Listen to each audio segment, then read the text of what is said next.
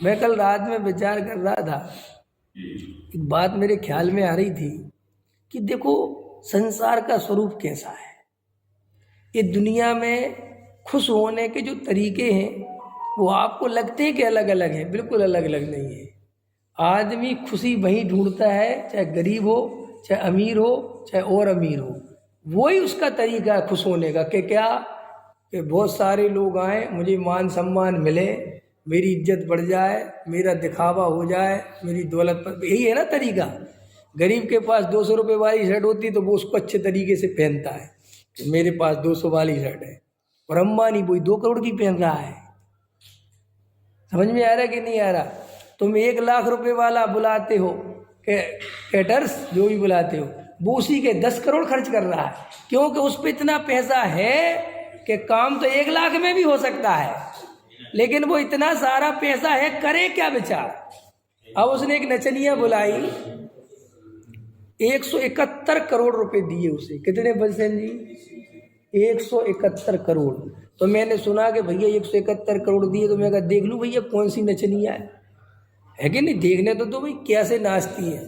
और जब उसका नाच देखा तो 2 मिनट से ज़्यादा नहीं देखा जा सकता, इतना वर्गल, समझ में, इतना बकवास। मतलब आपको लगेगा इस बात के 171 करोड़ रुपए दे दिए, आपको दुख होता है क्योंकि तुम्हारे लिए तो 1 लाख बहुत वैल्यू वाले हैं, समझ गए। तुम्हें तो 50,000 बहुत लगते, और तुम्हें क्या लगता कि जो 171 करोड़ दे दी। लेकिन आप इतनी अज्ञानता में जीते हो, आप विचार ही नहीं करते। उसके पास 5 लाख करोड़ की नेट वर्थ है। कितने वर्थ है? 5 लाख करोड़ की। उसकी साल की आमदनी है, जो साल की मैंने पढ़ी थी, भूल गया, पहले पढ़ते थे कितने करोड़ है, मैं तो भूल गया। अब उसके लिए वे 171 करोड़ 171 रुपए जैसे है। समझ में आया कि नहीं आया? हाँ, 1 मिनट का 2.5 करोड़। देखो अरुण जी को पता है 1 मिनट का 2.5 करोड़ लेती है, और उसने तो लंबा बुला रखा, तो जितना परफॉर्मेंस 171 करोड़ लेगा इतना।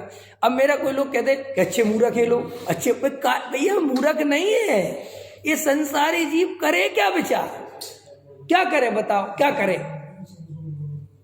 बोलो। वो सुख के लिए क्या करे भाई। अब उसमें बहुत पैसा है तो वो सोचता है कि देखो बड़े आदमी छोटे आदमी में क्या अंतर है। तुम जाते हो जिसके पास बहुत पैसा है तो वो कहता सबसे महंगा वाला कपड़ा दिखाओ, वो अच्छा वाला नहीं बोलता, सबसे महंगा। क्यों? कि भाई इतना पैसा हम करें क्या इसका। और फिर देखो समस्या इसी बात की तो है कि भाई अब हमने 2,000 रुपए की शर्ट पहनी, तो शर्ट पहनने में कोई सुख नहीं है, ये परम सत्य है। शर्ट पहनने से क्या सुख होने वाला है? तो फिर सुख कैसे भोगता है जी? जब वो 2,000 की शर्ट पहनता है और वो आजू बाजू किसी के पास नहीं हो और वो पहने, इस बात का सुख है। तो मुकेश अंबानी वो 800 करोड़ 2,000 जितने भी करोड़ खर्च करके मजा ले रहा है, समझ में आया कि नहीं? उतना ही मजा एक बिहार का ठेली चलाने वाला दिल्ली में जब अपने गांव में जाता है, समझ में आया? और जब वो 500 रुपए की जोड़ी के कपड़े पहनता है, वो उतना ही मजा लेता है जितना वो ले रहा है। ये बात तुम्हें कैसे समझ में आवे? तुम मुफ्त में ही मरे जाए। सच बता रहा हूं मैं भाई। तुम्हारी शादी में मोहल्ले के लड़के नाचते हैं, उनकी शादी में सलमान खान नाचता है, इतना ही सा है, नाच रहा तो वही है। और सही पूछो तो उतना बढ़िया नहीं नाचता वो जितना बढ़िया फिल्मों में नाचता है। समझ में आया कि नहीं आया? वहाँ उसका एक अलग रंग है, यहाँ तो वो जबरदस्ती नाच रहा है, यहाँ वो नाच है ही नहीं रहा।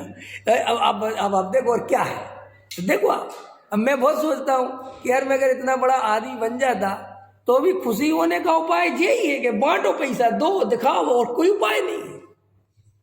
क्या करे बेचार है? वो अंबानी भी मैं देख रहा था, डोसा उठा उठा के खा रहा था, वो भी एक पकौड़ा उठा उठा के खा रहा था। मैं कह मैं भी ऐसे ही खा लेता। क्या अंतर पड़ रहा है यार इसमें और मेरे? क्या अंतर पड़ रहा बताओ। बेचारा ये अरबपति है और मैं उतना पति नहीं हूँ। वो बिल्कुल, लेकिन सुख तो बेचारा वो भी वैसे ही मरा जा रहा। उसका लड़का बोल रहा तो इतना इमोशनल हो गया, उसका कह रहा मेरे पिताजी इतने अच्छे हैं, तो वैसे रो रहा है, इतना रो रहा है। और मेरा बेटा बोलेगा तो मैं भी रोऊंगा। उदाहरण के लिए क्या है संसारी जीव के अंदर। लेकिन सुनो, अगर असली अंतर खोजना हो तो अपनी आत्मा की तरफ जाओ, अपने स्वरूप को देखो, सम्यक दर्शन प्राप्त करो, फिर तुम्हें समझ में आ जाएगा कि मुकेश अंबानी के पास कुछ नहीं है और मेरे पास सब कुछ है। ये तब आएगा समझ में। अभी तुम्हें जो उल्टा लगता है कि उसके पास सब कुछ है, मेरे पास तो कुछ भी नहीं। मैं देखो, जब मेरा फेयरवेल था, इंजीनियर साहब, जब मैं पढ़ता था स्मारक में और हमारा लास्ट ईयर था और फेयरवेल होता है, विदाई समारोह, अभी अपने यहाँ पे भी होगा, तो मैं एक बात बोला था सब बच्चों के लिए। बोलना पड़ता है सीनियरों को कि अपने जूनियरों के लिए कुछ शिक्षा दे के जाओ। तो मैं जो बोला था उसे भारले जी ने भी कोट किया था कि विवेक बहुत बढ़िया बात बोल के गया। मैंने एक बात बोली थी उस समय कि देखो भाई, हम जो शास्त्रीय विद्वान बन गए हैं और आप जब दुनिया में निकलोगे तो आपको आपकी उम्र के लड़के बहुत बढ़िया जीन्स, बहुत बढ़िया बाइक, समझ में आया, कोई सिगरेट पी रहा होगा, समझ में आया, कोई लड़की घुमा रहा होगा, और तुम मंदिर में बैठ के प्रवचन कर रहे होगे, उम्र तुम्हारी एक सी होगी। तो तुम कभी ये भाव मत लाना कि यार काश में ऐसा होता, मैं किस घड़ी में शास्त्री बन गया। समझ में आया कि नहीं यार? उल्टा ये सोचना कि इसके जैसा बनना तो सेकंड का काम है। समझ में आया? कितने का काम है? लेकिन मेरे जैसा बनने के लिए से 2 जन्म लेने पड़ेंगे तो भी नहीं बन पाएगा। इसलिए महान हूं मैं। ये मैंने लड़कों को कहा था कि कभी भी इन पैसे वालों को देख के, इनकी बाहरी वैभव देख के कभी भी तुम अपने आत्म वैभव का तिरस्कार मत करना। मुझे जो आत्म वैभव मिला है, जो मुझे अध्यात्म की विद्या मिली है, जो मुझे मोक्ष मार्ग की कला मिली है, इन इंजीनियरों डॉक्टरों के पास कहाँ है, बेचारों के पास। ये तो अपनी कला बेच बेच के पैसे के ढेर लगाते हैं। वो क्या करते हो, एक दिन मर जाएंगे। इनकी कला कोई काम की है? इस कला को तुम कला कहते हो कि बेचारा खुद जो है, क्यों यहाँ कोई डंगवाल का भगत बैठा है, जानता है डंगवाल है कि तुम जानते हो? हाँ, क्या हालत है उस बेचारे।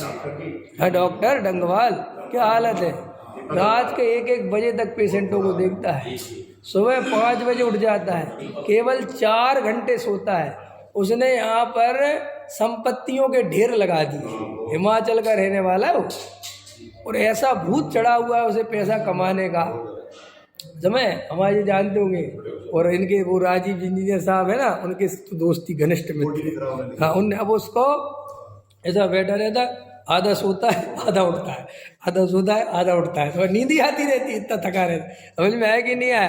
और अब उसको, अब देखो, अब कहने का मतलब ये है कि कोई उसको देखे या कोई पत्नी भी देखे, ऐसी औरतों की बुद्धि तो ऐसी होती ना, तो सोचती काश ऐसा हमारा पति होता। क्या काम का है वो पति कि नहीं साहब उसने 1000 संपत्तियां। अरे तो तुम 1000 संपत्तियां बना भी दी, तुम्हें रहना तो उसी एक कमरे के उसमें है, सोगे तो उसी बेड पे, क्या करोगे भाई।